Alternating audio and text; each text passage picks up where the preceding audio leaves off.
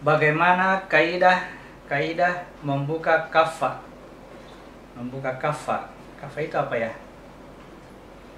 Jasad kita kan kafir, kan 7 titik yang ada, pasti ada lapisan batasnya.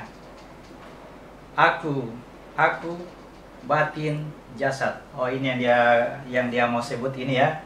Aku rahasia, aku ruh, kemudian jiwa, ini kemudian jasad. Bagaimana kaidah membuka kafah? Ini yang akan setelah kita mengetahui keadaan seperti ini, keadaan diri kita seperti ini, kita sekarang berada dalam keadaan zalim dan bodoh, berada dalam keadaan wilayah jasad, wilayah nyata, wilayah rahasia, wilayah tersembunyi dalam jasad, ya, wilayah kafir, kekafiran, ya, kita terikat oleh ruang dan waktu, ya, lalu kemudian, ya, selama kita berada di sini, pasti kita digerogoti oleh kekuatan hawa nafsu. Kita selalu disuruh melakukan keburukan. Kalau hawa nafsu tidak berhasil menyuruh kita kepada keburukan, dia tunggu kebaikan kita. Ketika kita melakukan kebaikan, maka hawa nafsu berkata, engkaulah yang melakukan kebaikan itu. Mungkar. Jadi, permasalahannya pada jasad kita. Inilah yang selalu mendorong untuk melakukan perbuatan keji dan mungkar. Lalu kemudian, setelah mengetahui masalahnya, lalu Allah mengajarkan caranya. Jadikan sabar dengan sholat sebagai penolongmu. Jadi sabar itu dengan cara membaca kitab, membaca Al-Quran dalam hal ini. Kemudian ya sholat itu dengan cara ya mendirikan sholat. Jadi setelah kita mengetahui persoalannya, kita akan masuk kepada teknik-teknik untuk bisa menyelesaikan masalah itu. Ya, jadi ada 7 titik, ada lapisan, ya itu akan memasuki tekniknya. Intinya dulu sekarang kita ketahui keadaan kita. Makanya saya katakan kalau kita berkeyakinan tidak musyrik, maka sulit untuk diajak naik ke atas ke tempat yang tidak musyrik. Ya, karena kita sudah berkeyakinan tidak musyrik. Kalau kita berkeyakinan beriman, maka sulit untuk dijadikan orang yang beriman. Ketika kita berkeyakinan berilmu, berpengetahuan, maka sulit untuk diberi ilmu. Ya, sadarilah, ketahuilah keadaan kita sekarang dalam keadaan zalim dan bodoh setelah menerima amanah, ya, di tempat yang serendah-rendahnya. Lalu Allah berikan petunjuk, ya, kita ikuti petunjuk itu dengan tetap memposisikan diri kita pada kezaliman dan kebodohan supaya Allah tetap memberi petunjuk kepada kita. Ya. Ketika kita memposisikan diri kita pada tempat yang tidak sesat, selamat, maka Allah tidak akan memberi petunjuk. Justru itu akan merugikan diri kita sendiri.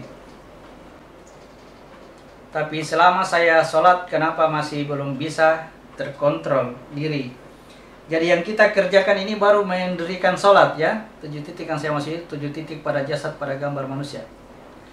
Jadi yang kita lakukan ini, yang kita kerjakan sekarang dengan niat, takbir, membaca Fatihah, ruku, sujud, ya, ruku, itidal, sujud, duduk, sampai tahiyat, itu namanya mendirikan sholat. Ya. Mendirikan sholat ini belum tentu ada sholatnya. Kecuali kita mendirikan sholat, ya, berdasarkan apa yang diajarkan oleh Allah. Ya. Dahulu sebelum Muhammad mengajarkan tentang mendirikan sholat dengan cara seperti itu, nabi-nabi terdahulu itu cara mendirikan sholatnya tidak seperti yang sekarang, ya. Mereka itu hanya parsial-parsial, ada yang hanya berdiri saja, ada yang ruku saja, ada yang sujud saja, ada yang duduk saja, ada yang tafakur saja, semuanya itu mendirikan sholat, ya. Ujung dari semua yang kita upayakan itu adalah sholatnya. Artinya kalau kita mendirikan sholat, tujuan kita itu untuk mendapatkan sholat. Kalau yang kita dirikan sholat ini belum mencapai sholat, maka kita perbaiki lagi caranya mendirikan sholat. Ya, dirikan sholat, baca kitabmu, dirikan sholat, selalu berkaitan ini. Karena baca kitab, dirikan sholat inilah yang bisa mendapatkan sholat.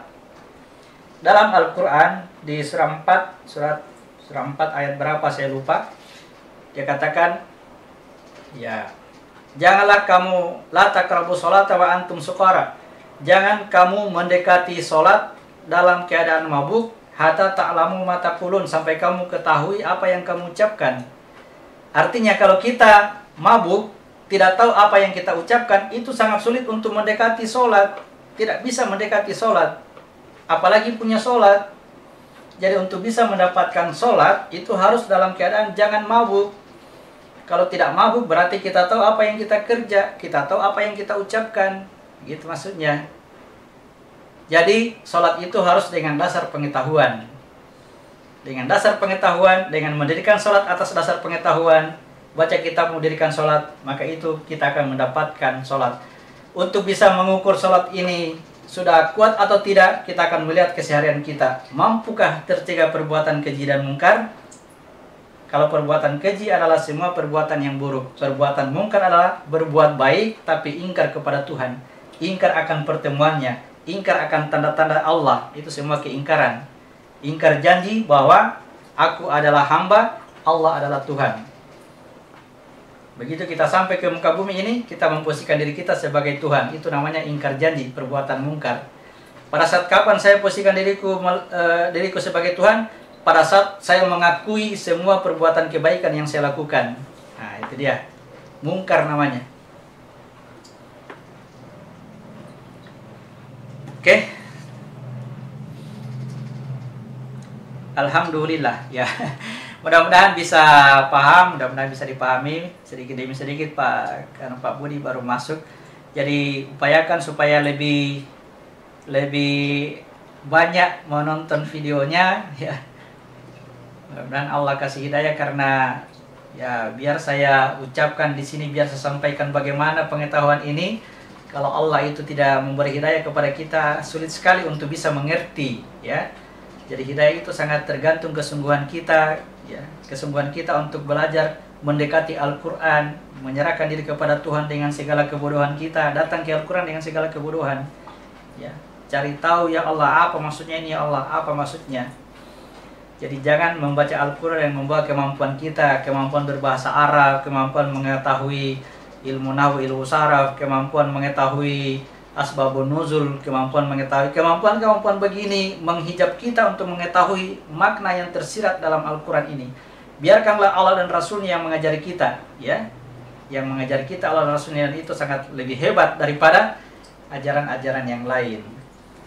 Selama ini kita kurang percaya kita kurang yakin dengan apa yang Allah janjikan. Ar-Rahman 'allamal Qur'an, khalaqal insan 'allamahul bayan. Ar-Rahman itu mengajarkan Al-Quran ya, menciptakan manusia dan mengajarkan penjelasan tentang Al-Quran. Iqra bismi rabbikal ladzi khalaq. Bacalah dengan nama Tuhanmu yang menciptakan. Khalaqal insana min 'alaq, yang menciptakan manusia dari segumpal darah. Iqra wa rabbukal akram, bacalah dan Tuhanmu yang mulia. Alladzi 'allama bil kalam, yang mengajar dengan perantaraan kalam. Alamal insana ma lam ya'lam, dia mengajarkan manusia apa yang tidak diketahuinya. Jadi ketika kita datang kepada Allah dengan ketidaktahuan, insya Allah Allah akan ajar. Ketika Allah menemukan kita dalam keadaan sesat, wa wajadaka dhalan, aku temukan kamu dalam keadaan sesat, fahada, maka aku berikan kamu petunjuk.